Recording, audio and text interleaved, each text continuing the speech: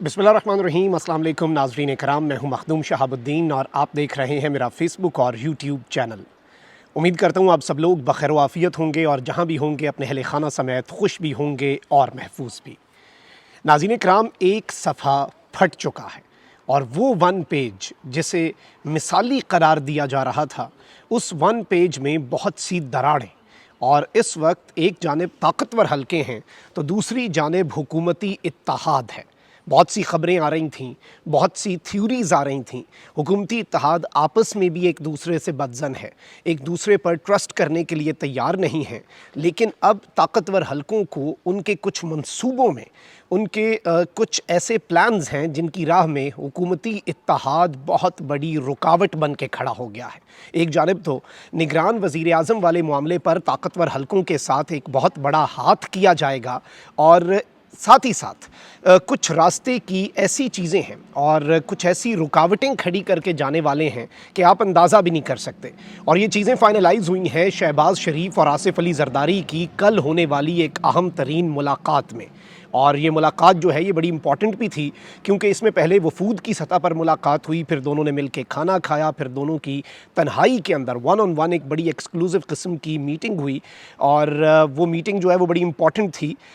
उसके बाद भी बहुत कुछ हुआ है और इस वक्त ताकतवर हलकों के साथ कौन कौन से मामलात के ऊपर डिसएग्रीमेंट है इस वक्त हुकूमती इत्तेहाद का, हुक्मरान इत्तेहाद का, और किस तरह से उनके कुछ मंसूबों के ऊपर पहले जो मिनिस्टर हैं for planning and development Ahsan Iqbal और उसके बाद फिर राणा सनाउल्लाह साहब जो हैं, इन दोनों ने कैसे उन मंसूबों के ऊपर बिजली गिराई है और उन मंसूबों की राह में रुकावट खड़ी करने की तस्दीक कर दी है। ये मेरे पास बड़ी एक्सक्लूसिव किस्म की डिटेल्स हैं। अब नाज़रीन कराम, एक चीज़ बड़ी वाज़ेह है कि as far as Imran Khan is concerned, इसमें इमरान खान फैक्टर कहाँ पर रहेगा, इमरान खान का क्या रोल होगा, इमरान खान के लिए जो सिचुएशन है क्या ये एक अपॉर्चुनिटी के तौर पर सामने आएगी, इस चीज़ को भी डिस्कस कर लेंगे। क्योंकि ऑल्दो आपको पता है कि बहुत से इनकशाफात, बहुत से दावे सामने आते रहे हैं और हारून रशीद साहब सीनियर सहाफ़ी हैं, उन्होंने भी एक दावा किया है कि कंसिडरेशन शुरू हो गई है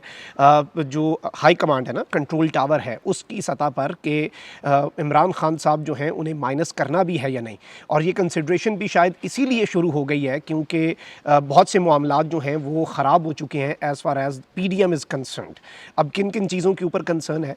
एक चीज़ तो ये है नाज़रीन कराम कि इस मामले के ऊपर जो PDM के करीब समझे जाने वाले सहाफ़ी हैं और इसके साथ ही साथ वो वाले सहाफ़ी भी जो सिर्फ PDM के करीब नहीं बल्कि ताकतवर हलकों के भी करीब होने का दावा करते हैं और उनके हवाले से चीज़ें रिपोर्ट करते हैं, वो इस चीज़ को बड़ा वाज़े अंदाज में कम्युनिकेट कर चुके हैं, खुल्लम खुल्ला कम्युनिकेट कर चुके हैं कि एक तो जो PDM की जो जमातें हैं, जो हुक्मरान इत्तेहाद है, वो रिलक्टेंट है, वो हेजिटेंट है कि उनके दौर के अंदर इमरान खान साहब जो हैं उनका मिलिट्री कोर्ट्स के अंदर ट्रायल भी हो और खुलकर इमरान खान साहब जो है उनके खिलाफ कोई महाज खोला जाए। वो ये डर्ट जो है ये अपने ऊपर नहीं लेना चाहते और वो ये चाहते हैं कि ताकतवर हलके जो हैं ये सब कुछ निगरान हुकूमत के टाइम के अंदर अगर करना चाहें तो वेल एंड गुड, लेकिन हमारे सर पे ना पड़े। अच्छा, इस सब में इमरान खान को माइनस करना, इमरान खान एक कॉमन आप कह लें कि एनिमी या कॉमन थ्रेट तो सब के लिए है, लेकिन फिर डिसएग्रीमेंट कहाँ पर है? डिसएग्रीमेंट नाज़रीन करम उस वक्त बड़ा जब इस्तेहकाम पाकिस्तान पार्टी भी वजूद में आई, जरदारी साहब को अपनी जगह कुछ धचके लगे, उन्हें एक रियलिटी चेक मिला और डायरेक्टली जो है वो अपनी सारी चीज़ें जो हैं, क्योंकि PDM हुक्मरान इत्तेहाद जो है वो अपनी सारी की सारी चीज़ें जो हैं, अपनी सारी जो मामलात हैं वो खुल कर रहे थे, लेकिन दूसरों ने अपने सारे पत्ते जो हैं वो शो नहीं करवाए। और चाहे इस्तेहकामी पाकिस्तान पार्टी हो या फिर अभी परवेज़ खटक साहब एक नई सियासी जमात की बात कर रहे हैं, फिर कुछ आज़ाद उम्मीदवार हों और एक प्रेशर ग्रुप। अब यहाँ पर दो तीन चीज़ें आप समझ लें, इमरान खान साहब को माइनस करना सबकी ज़रूरत है, इमरान खान साहब को माइनस करना एक कॉमन फैक्टर है, उस चीज़ से अभी तक कोई पीछे नहीं हट रहा। लेकिन ज़ाहिर बात है हुक्मरान इत्तेहाद इस्टेब्लिशमेंट को ये कहता है कि इस्टेब्लिशमेंट का गंद है, इस्टेब्लिशमेंट खुद साफ़ करे, आपने ये मुसल्लत किया तो अब आप साफ़ करें। और ताकतवर हलके जो हैं उनका ये मौक़िफ़ है कि आप बेनिफिशरी नहीं होंगे इस सब के। एंड ऑब्वियसली अगर तो पिछली इस्टेब्लिशमेंट के साथ जो आपकी डील थी, जो कुछ था उसके अंदर आपने भी बहुत कुछ मैसअप किया, आपने इकॉनमी ठीक करनी थी, आपने मामलात ठीक करने थे, आपने मईशत ठीक करनी थी, आपने उसका बेड़ा गर्क करके रख दिया, आपने महंगाई को बढ़ा के रख दिया और उसकी वजह से खान साहब को बहुत लेवरेज मिली। लोगों के सामने एक कंपैरिजन आ गया कि इमरान खान का दौरे हुकूमत जिसे बुरा कहते थे, जिसे बदतर कहते थे, जिसे बहुत ज़्यादा बेकार कहा जाता था, ये वो ठीक था, लोगों को याद आई और बहुत तरीके से याद आई और याद आती थी और सताती थी लोगों को। इस वजह से भी इमरान खान साहब का जो ग्राफ है वो स्काई रॉकेट कर गया, क्योंकि हुक्मरान इत्तेहाद जो है वो फेल हुआ डिलीवर करने में और बुरे तरीके से फेल हुआ। अब ताकतवर हल्के जो हैं उनके दो नुकात हैं, वो दो उनकी ऐसी रेड लाइंस हैं इस वक्त, दो ऐसी चीज़ें हैं जिन्हें वो रिजॉल्व करना चाहते हैं और जिसके वो अहम तरीन स्टेक होल्डर बने हुए हैं। एक तो पाकिस्तान की पॉलिटिक्स जो है, ऑब्वियसली एक रियलिटी है पाकिस्तान की इस्टेब्लिशमेंट पाकिस्तान की पॉलिटिक्स के अंदर, और इस रियलिटी को हम इग्नोर नहीं कर सकते। इस रियलिटी से किसी को मफर नहीं है, इस रियलिटी से कोई पीछे नहीं हट सकता। और ये एक अनफॉर्चुनेट है या फॉर्चुनेट है, इसके ऊपर एक बहुत लंबी डिबेट भी है, लेकिन पाकिस्तान की इस्टेब्लिशमेंट पाकिस्तान की सियासत में एक रियलिटी थी और रियलिटी है। ऑब्वियसली 9 मई के वाक़यात के बाद इमरान खान साहब, as far as Imran Khan साहब इज़ कंसर्न, पाकिस्तान के ताकतवर हल्के जो हैं वो एक बड़ा वाज़ेह मौक़िफ़ लेके चल रहे हैं। एक उनकी ये चीज़ है जिसके ऊपर वो डटे हुए हैं, and second is economy. Economy की पाकिस्तान की मिलिट्री एक बहुत बड़ी स्टेक होल्डर है। ऑब्वियसली एक चीज़ तो वाज़ेह है, वैसे भी नेशनल सिक्योरिटी पॉलिसी जो थी पाकिस्तान की, जो खान साहब के दौर में आई, उसमें ये बात बड़ी वाज़ेह तौर पे लिखी गई थी कि पाकिस्तान की जो इकनॉमिक सिक्योरिटी है वो नेशनल सिक्योरिटी का सबसे आम तरीन जुज़ है, विदाउट डाउट है। आपके घर में दाने ही नहीं है तो आप जिससे एहसान ले रहे होंगे आपको उसकी बात तो सुननी पड़ेगी, फिर नखरा तो नहीं आप दिखा सकते, फिर आप अपने इंटरेस्ट्स को भी उस तरीके से प्रोटेक्ट नहीं कर सकते। आपको लोगों के इंटरेस्ट देखने पड़ते हैं, आपको अपनी मदद करने वालों के इंटरेस्ट देखने पड़ते हैं, आपको सर झुका के ही बात करनी पड़ती है। जब तक आप मुआशी तौर पे अपनी ज़िंदगी से लेके अपने घर के अंदर अगर आप मुआशी तौर पे इंडिपेंडेंट नहीं है, उधर से लेके आप मुल्कों की सतह पर अगर आप इकॉनमी के हवाले से इंडिपेंडेंट नहीं है तो आपके मामलात हैं। तो ज़ाहिर बात है कि पाकिस्तान की मिलिट्री जो है उसे बहुत सी चीज़ें नज़र आ रही हैं पाकिस्तान की इकॉनमी के हवाले से। अब यहाँ पर आपने अब समझना है कि सूरत हाल क्या है। सूरत हाल ये है कि एक जानिब तो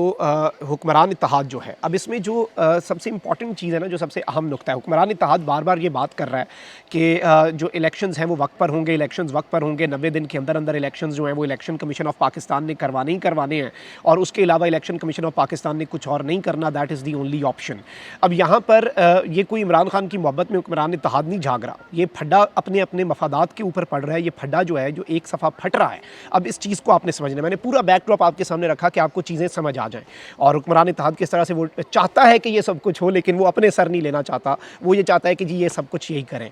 अब आपने जो नुकात हैं वो ज़रा समझने हैं।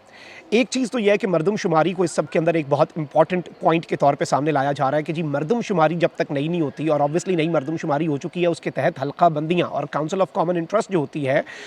उसके हवाले से खान साहब के दौरे हुकूमत में ही नई मरदमशुमारी के हवाले से जो कुछ हुआ था, तो नई मरदमशुमारी के तहत इंतखाबात। अब नई मरदमशुमारी के तहत इंतखाबात ये वो नुक्ता था जिस नुक्ते को यूज़ करके इलेक्शंस को डिले किया जा सकता है। यानी कि अगर नई मरदमशुमारी के तहत इंतखाबात होने हैं तो फिर डिलिमिटेशंस होनी है, फिर नई हल्का बंदियाँ होनी है, और ये नहीं हो सकता कि आप इलेक्शन का प्रोसेस भी शुरू कर दें और साथ नई हल्का बंदियाँ भी शुरू कर दें, क्योंकि ऐसा नहीं हो सकता। मतलब एक कैंडिडेट है, उसने कागजात नामजदगी जमा करा दी है और नई हल्का बंदियाँ भी इन द मीन टाइम हो रही हैं। जब नई हल्का बंदियाँ हुई तो उसमें हो सकता है वो कैंडिडेट जिसने जिस हल्के से अपना जमा करवाया हो कागजात नामजदगी, वो खुद ही किसी और हल्के में चला गया हो, उसका वो वाला हिस्सा जहाँ पर वो रह रहा हो। तो दिस इज़ अ पॉसिबिलिटी। तो अगर तो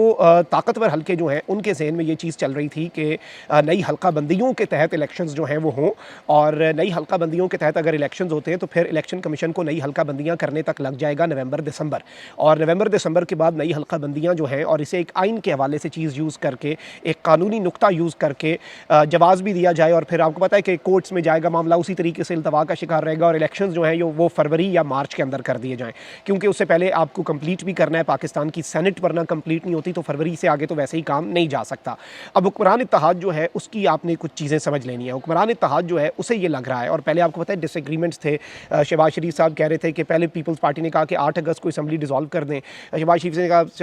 शरीफ साहब ने कहा कि 14 अगस्त को हो जाएगी हमारी मुद्दत पूरी, फिर जरदारी, फिर पीपल्स पार्टी ने कहा नहीं जी असम्बली हमने तहलील नहीं करनी, अपनी मुद्दत पूरी करने दें। लेकिन कल जरदारी साहब के साथ मुलाकात के अंदर ये डिसाइड हुआ कि चले ठीक है, हम असम्बली की मुद्दत जो है वो असम्बली को हम डिसॉल्व कर देते हैं 8 तारीख को, 10-11 तारीख तक हो जाएगी, और फिर 90 दिन होंगे, यानी 10 अगस्त से लेके आप कह लें कि सितंबर, अक्टूबर एंड नवंबर, 10 या 12 या नवंबर तक मैक्स जो है वो इलेक्शंस करवा दिए जाएँ। अब हुक्मरान इत्तेहाद जो है वो ये क्यों नहीं चाहता कि ज़्यादा टाइम दिया जाए? उन्हें ये लग रहा है कि अगर ज़्यादा टाइम हमने दे दिया और चीज़ें अगर उस हिसाब से चल पड़ी, और अगर हमने ज़्यादा टाइम दे दिया तो फिर ये ना हो कि हमारे ही ख़िलाफ़, क्योंकि ख़ान को तो लाना नहीं है, मसला ख़ान का है ही नहीं, मसला ये है कि हमारे ख़िलाफ़ मज़ीद ग्रुप्स को मुतहर्रिक किया जाएगा। IPP जो है Istehkam Pakistan party, it needs more time. Istehkam Pakistan party जो है उसे मज़ीद टाइम चाहिए, और इस्तेकाम पाकिस्तान पार्टी को 5 सीटों के ऊपर नून लीग आपको पता है कि सीट एडजस्टमेंट करने के लिए तैयार थे। इस्तेकाम पाकिस्तान पार्टी जो है वो 25-30 सीटें मांग रही थी। नून लीग भी ये सोच रही है कि हम क्यों अपने गर्दन के ऊपर खुद अपने हाथों से सीटें दे दें और हम कहें कि जी आप हमारे ही सर पे बैठ जाएँ, हमारे ऊपर ही आप आके बैठ जाएँ ना, आप हमारे ही ऊपर खेलें, हमारे उसके ऊपर आके, और आपकी चाबी तो कोई और चला रहा होगा। तो वो भी नून लीग ने ऐलान कर दिया कि जी हम किसी के साथ कोई वो नहीं करेंगे, इत्तेहाद नहीं करेंगे और इस तरह की चीज़ें नहीं करेंगी। तो ये भी IPP को एक बहुत बड़ा धचका था। अब इस्तेकाम पाकिस्तान पार्टी और दीगर ग्रुप्स जो नए बनाए जाएंगे, जो किंग मेकर होंगे एज़ पर फैसल बाडा, कि अगली हुकूमत उसी की होगी जिसे ये इस्तेकाम पाकिस्तान पार्टी, एक आज़ाद जमात और एक आज़ाद उम्मीदवारों का ग्रुप और एक और सियासी जमात अगर कोई नई बनती है तो जिसे वो सपोर्ट करेंगे वही वज़ीर आज़म होगा, और वही वज़ीर आज़म को कंट्रोल करेगा ग्रुप, यानी वज़ीर आज़म खुद कुछ नहीं कर पाएगा। तो उस मंसूबे के लिए कुछ वक्त चाहिए। PDM की जमातें बिल्कुल भी ये नहीं चाहती कि उनके साथ ऐसा हो, इस तरह की सूरत हाल बने, इसलिए उन्हें लग रहा है कि कहीं हम ये ना करें कि अपना ही अल्टरनेट तैयार करने के लिए हम वक्त दे दें अपने हाथों से, मतलब इलेक्शंस डिले के चक्कर में और मरदमशुमारी उसके अंदर। अब आप ये देखें कि एहसन इकबाल साहब और राना सनाउल्लाह साहब की जो स्टेटमेंट्स हैं उनके अंदर उन्होंने बड़ा वाज़ेह अंदाज में एक बात कही है, और उन्होंने ये बात कही है कि हम अगर काउंसिल ऑफ कॉमन इंटरेस्ट से नई मरदमशुमारी को अप्रूव ही ना करें फिर आप किधर जाएंगे। मतलब हुकूमत की जो 8 अगस्त तक की मुद्दत है, कुछ हफ्ते रह गए हैं, 8 या 10 अगस्त या मैक्सिमम 14 कर लें चलें, आप देखें कि हुकूमत जो है उसके पास टाइम बहुत कम है, और इस टाइम के अंदर अगर हुकूमत नई हल्का बंदियाँ जो हैं उन्हें अप्रूव ही नहीं करती, मतलब नई मरदमशुमारी को अप्रूव नहीं करती जिसकी बुनियाद पर नई हल्का बंदियाँ होनी है, फिर तो इलेक्शन कमीशन के पास जवाज़ नहीं रहेगा। मतलब ताकतवर हल्कों की एक इलेक्शन डिले करने का जो एक मौका था उसकी राह में एक बहुत बड़ी रुकावट जो है वो हुक्मरान इत्तेहाद खड़ा करना चाह रहा है, और वो ये चाह रहे हैं कि इलेक्शंस वक्त पे हो जाएं। अच्छा, इसमें जो एक और इंतहाई इंपॉर्टेंट नुक्ता है, जो सबसे अहम तरीन इसमें एस्पेक्ट है जिसे हम इग्नोर नहीं कर सकते, वो नाज़रीन कराम ये भी है कि अगर आप इस सिचुएशन को समझें तो इसके अंदर निगरान वज़ीर आज़म, अच्छा निगरान वज़ीर आज़म के हवाले से पहले ये बात आ रही थी कि शायद कोई सहाफ़ी हो सकता है निगरान वज़ीर आज़म, फिर एक ये भी खबर आई कि निगरान वज़ीर आज़म जो है उसके लिए एक सियासतदान, लेकिन अब बीच में ये जो चाह रहे थे चाहने वाले जो मनसूबा साज हैं, जिनके मनसूबे बहुत आपको पता है कि वो होते हैं, वो ये चाह रहे थे कि एक इकोनॉमिस्ट जो है वो वज़ीर आज़म बन जाए, और अभी भी इसके हवाले से बाज़गश चल रही है, और इकोनॉमिस्ट वज़ीर आज़म बन जाए और पूरा एक टेक्नोक्रेट किस्म का सेटअप हो। हुक्मरान इत्तेहाद को ये लगता है कि अगर हमने इस मामले के ऊपर हम आ गए तो इस निगरान सेटअप से के हाथों इलेक्शंस आगे करवाना बहुत ईजी हो जाएगा ताकतवर हल्कों के लिए, इसलिए हम एक सियासी किस्म का सेटअप लाएँ और निगरान सेटअप के अंदर सियासी लोग शामिल करें, और as far as IMF and economy is concern तो हम एक बड़ा तगड़ा किस्म का जो भी वो चाहें वो फाइनेंस मिनिस्टर ले आए, फाइनेंस मिनिस्टर को एम्पावर कर दें, कहीं तुसी जो मर्जी करना है इकॉनमी को लैके करो, लेकिन बाकी मामलात के अंदर अगर सियासतदान हुए तो उनसे उन्हें ताकतवर हल्के उस तरीके से ऑपरेट नहीं कर सकेंगे, उन्हें ताकतवर हल्के उस तरीके से कंट्रोल नहीं कर सकेंगे, ये मानना है इस वक्त हुक्मरान इत्तेहाद का। तो ये वो चीज़ें हैं जिनके ऊपर इस वक्त फड्डा पड़ चुका है, इख्तलाफ पड़ चुका है। खान साहब इस सिचुएशन को बहुत क्लोजली आराम से बैठ के, सुकून से बैठ के, उन्हें कुछ नहीं करना, वो बस इसे मॉनिटर कर रहे हैं, और जाहिर बात है अपने अपने मफादात की जंग है। मैंने पूरा मंजरनामा आपके सामने काफ़ी क्लियर करके रखने की कोशिश की, और इस हवाले से